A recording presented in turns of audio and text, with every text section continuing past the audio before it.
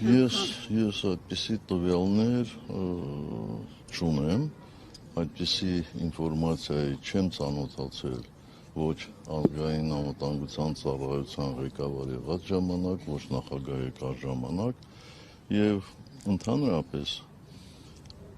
իմ նախկին ծառայեկիցները կարող են հավաստել, ես երբեք այդպիսի հարցերով չեմ հետաքրքրվել, թե ով է համագործակցում ազգային անվտանգության ծառայության հետ, առավել եւս ով է համագործակցել ԽՍՀՄ ՊԱԿ-ի հետ կամ այլ հատուկ ծառայությունների հետ, որտեղ ես դրա իմաստը չեմ տեսնում։ Լավ, ենթադրենք որևէ մեկը համագործակցել է ԽՍՀՄ հատուկ ծառայությունների հետ, բայց դրանք, ովքեր դա որպես շատ մեծ բացասական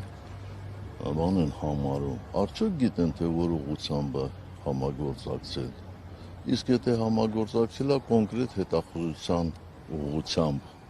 ապա այդ մարդը, այդ երկրին, այդ ԽՍՀՄ-ին կամ որի կազմում նաև Հայաստանի Հանրապետությունն էր, օգուտ է բերել, թե վնաս է բերել։ Այնպես որ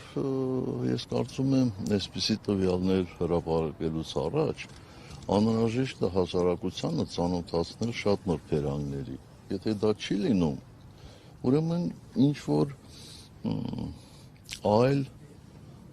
ոչ այնքան լեգիտիմ նպատակ է հետապնդվում։